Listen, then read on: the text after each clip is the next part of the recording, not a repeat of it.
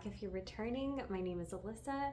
Here on this channel, we knit, cross stitch, crochet, spin a little, get up to all sorts of fiber fun.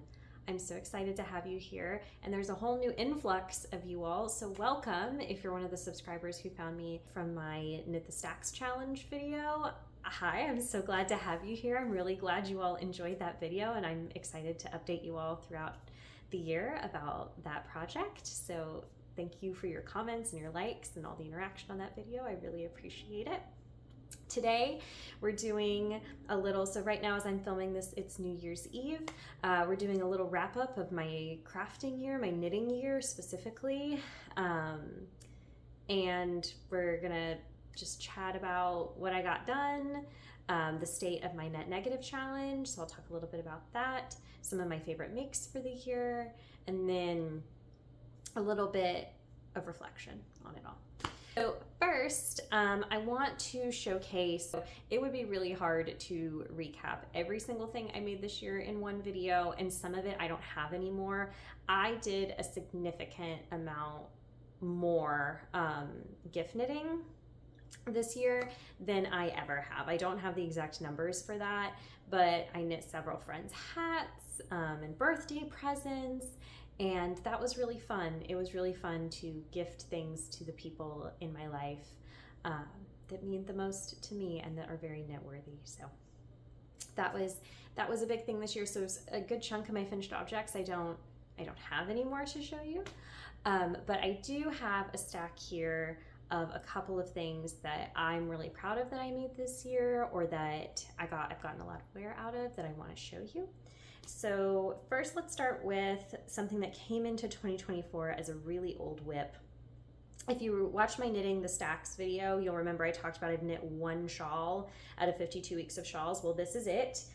This is the cherry scarf, and this had been a whip for like 2 years or something, and I pulled it out of the bucket this year and was like, this has to get done. So this was one of my earliest finishes this year. I think I got this done in February, and I didn't get a whole ton of time. Winters are really short here in Texas. I didn't get a whole ton of time to wear it, so it's about to get cold this next week, and I'm really excited to give this some love.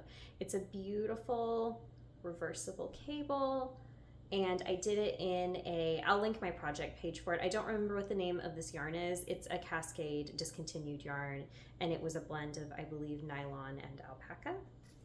Ugh, I love this scarf. It's so cute, and it's so soft, and it's so moody, and the reversible cables make it really fun that you can just throw it on. And for people who say they're afraid of cable projects, don't be. It looks harder than it is. And even if you mess it up, like I messed up a couple cables, I can't even find out, there it is. I kind of caught the yarn funny early on in the project. You can't tell, it doesn't matter. So that was probably the first thing this year that I was like really, really proud of myself for finishing, was this scarf, because it had just been sitting as a whip forever. And when I pulled it out of the whip bucket, it wasn't very far. It was probably to there. Like I knit most all of it this year, so that was a big win, and I'm very happy with that one. Second, after that, I will pop a photo up of it. I don't have it physically with me. It's in my car because I wear it all the time. Is my very V-neck sweater by Jessie May. I made this out of Queensland yarn Kathmandu DK in the color Dove Gray, and I love this sweater. I get so much wear out of it. I was wearing it yesterday, that's why it's in my car. I had it layered over a t-shirt, and I just got warm while I was driving, and so I just slipped it off.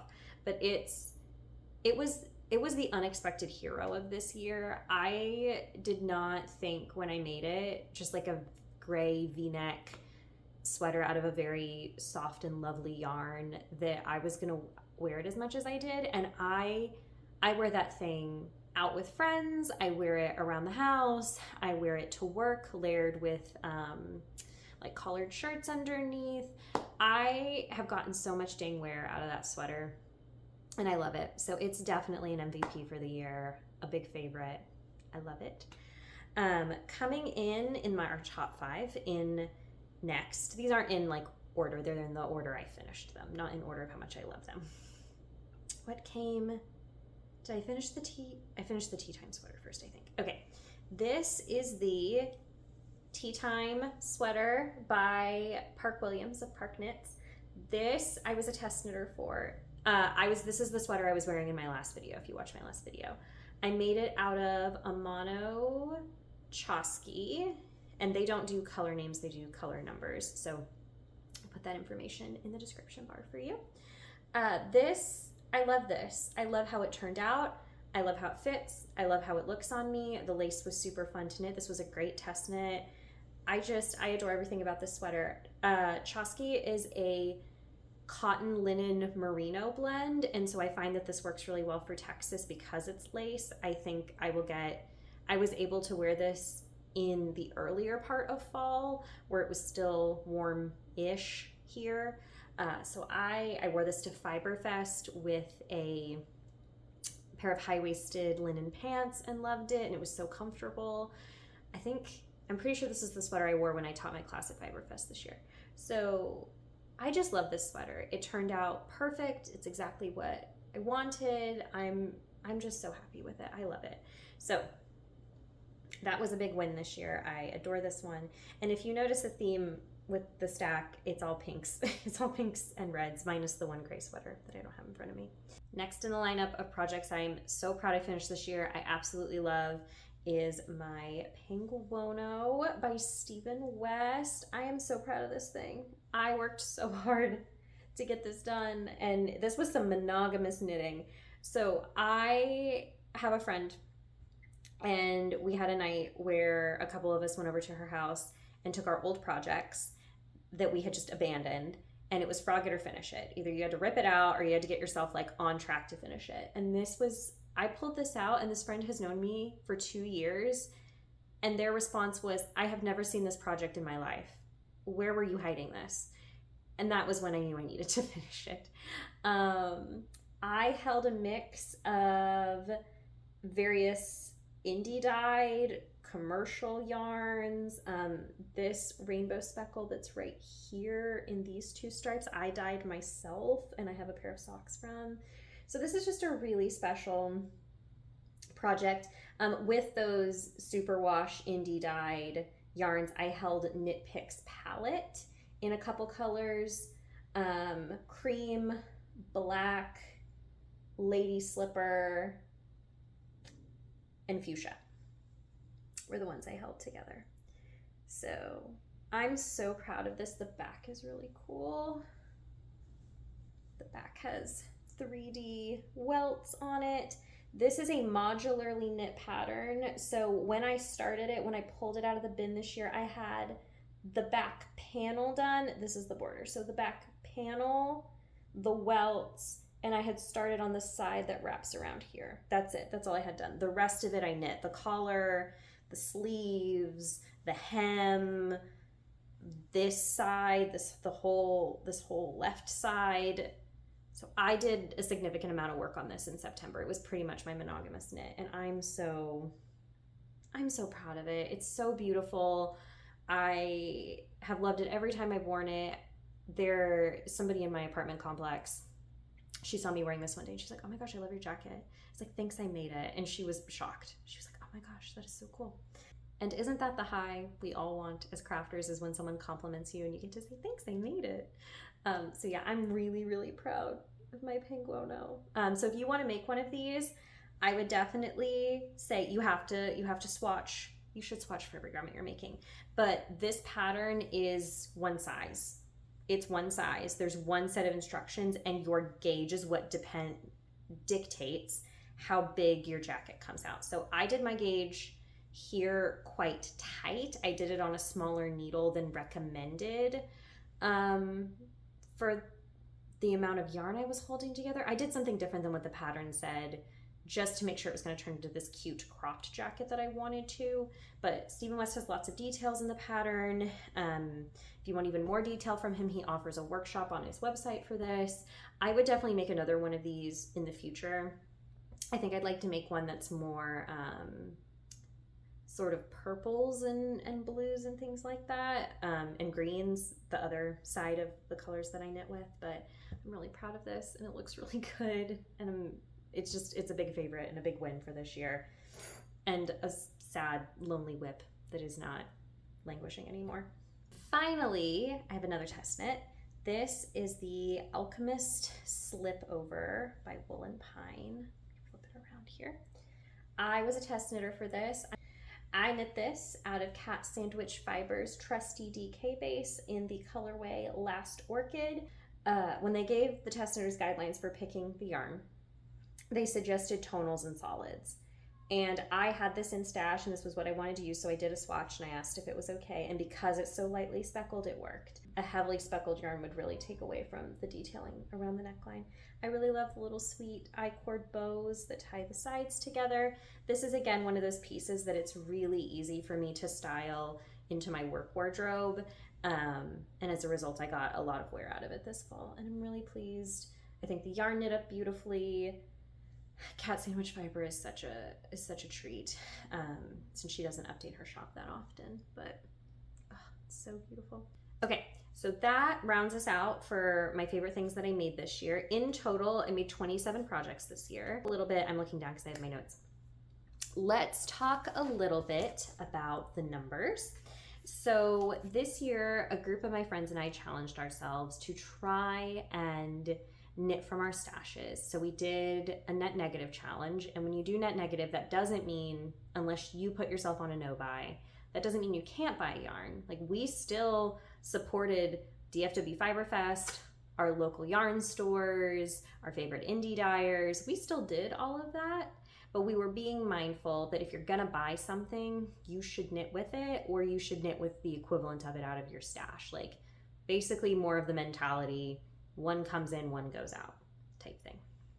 So my friend Lynette beat all of us to a pulp. She won. Coming for you next year, Lynette, though. So for me, I did not end the year net negative. That was my goal, was to knit with more than I brought in. And that did not happen, but let me do the number breakdown and talk to you. I'm still really proud of myself. I'm proud of how my year looks. So we're gonna talk a little bit about that.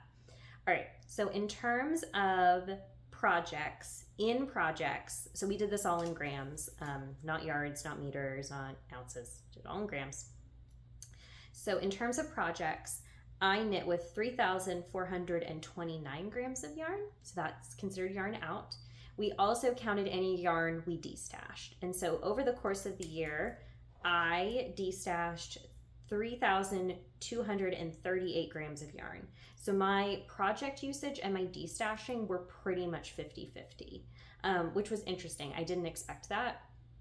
I didn't really pay attention to sort of the breakdown throughout the year, but I find that pretty interesting, that that's pretty much 50-50 project usage and destash. All right, if we look at yarn in terms of, so we did count, we had two categories for yarn in: purchases that you made yourself, and then anything that was destashed to you, gifted to you as a present, or compensation yarn. So if we sample knit for someone and they gave us yarn in repayment, anything like that, that counted as yarn in. So purchases and then gifted / compensation yarn.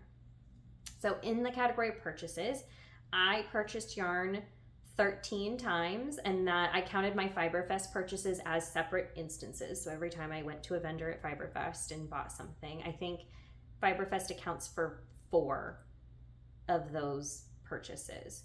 So if we're gonna count Fiberfest as one event, that 13 turns into 9, but we'll count it just as 13 because that's Taylor Swift's lucky number.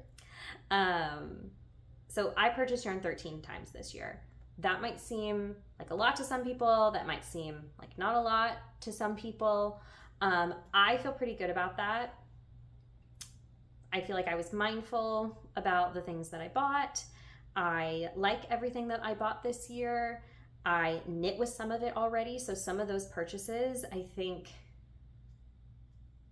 I'll put the exact number up on the graphic. I think at least 3 of them, 2 or 3 of them, I've already knit with. So that's really exciting. So when it comes to my yarn in, that was from purchases, that was 2,718 grams. I mean, you might be thinking, that doesn't make sense for like whole skeins. Why is it 2,718?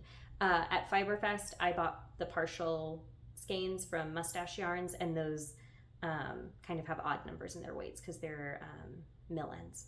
Gifted yarn, so things that I was given as graduation gifts, birthday gifts, de-stashes from my friends. So when I de-stash to my friends often, like scraps from socks, like, hey, I used half this skein, do you want to use the other half and make a matching pair? We kind of trade back and forth. So into my life, the reason this number is so big is because I had a friend move this year. She was downsizing, and I took a big chunk. I took like 9 skeins off her hands, and then she also gave me a 1,000-gram bag of her scraps. So in total, in the gifted compensation category, I had 4,974 grams. So if we're gonna break that down, my yarn in, 72% of it was gifted to me and 28% of it was purchased. And I feel really good about that. I feel good that around a quarter of what it was purchases supporting my LYS, my favorite indie dyers, DFW Fiberfest, and then the rest of it was swapping yarn around amongst friends. So, and then a big chunk of that was I did a sample knit for someone this year, and the compensation yarn back for that. It was a big sweater quantity. So that is the breakdown of the math. I'd like to now move into reflections on the year and thoughts on 2025. Despite being net positive, I am proud of myself because if I look back at this year, there were months this year that my life was so busy, there were not finished objects. There was maybe like I got a sock done or a hat, which is, as someone who's knitting constantly, was a big dip for me. So I'm really proud of myself for that. I'm proud that I finished graduate school. I taught at DFW Fiberfest for the first time. That was such a big achievement. That was so nerve-wracking and really exciting for me. It wasn't nerve-wracking because the festival made it nerve-wracking. It was me. It was just scary to teach sort of on the festival convention center level for the first time. So that was a big achievement this year. I'm really happy with the way my 2024 worked out. Looking forward to 2025. Normally I only have one festival in my life, DFW Fiberfest in September. That's sort of the anchor of my fall, and that's not the case for this next year. Like I mentioned in my last video, I am going to Rhinebeck. My friend and I officially booked our Airbnb this past weekend, so that's exciting. So I have to plan accordingly that there's 2 fiber festivals I'm going to, and there's gonna be dyers that I know don't normally see in this part of the country at Rhinebeck and Indie Untangled. So I'll keep you posted on that. As far as net negative goes, I'm just gonna be realistic that I just wanna be in the negative. I just wanna redeem myself from this year. I'd like to win. I am competitive. Amongst my friends, I would like to win. Like I said, Lynette, I'm coming for you. But realistically, even if I'm just negative 100, that would be essentially a 1,100 gram difference from this year. That's like 11 skeins, and that feels good to me. Another goal I have, or a reflection looking forward into 2025, is I just want to spend less time doom scrolling. I spend a lot of time not crafting and instead like scrolling knitting Instagram and looking at what other people are doing, or just on the infinite like abyss that is Instagram Reels. And I don't want to do that anymore. I want to make things. I want to create things. I feel like I did a good job starting my new habit the other night. I just turned on a show I've been meaning to watch for years. I started A Discovery of Witches and just cross-stitched for like 2 whole episodes. And then I went to bed and I was like, oh, that was great. I didn't endlessly scroll on Instagram. I didn't stress about my email dinging on my phone. I just relaxed, and that was really nice. So I think my numbers for next year will look hopefully different, because I'm trying to make more of an effort to just craft and enjoy my hobby instead of just being sucked into sometimes what is the stress of the internet. All right, that's all I have for you all today. Thank you so much for spending your time with me. Let me know down in the comments, what are your 2025 ambitions, goals, exciting events coming up in your crafting life, I would love to know. I'm wishing you all a very lovely new year.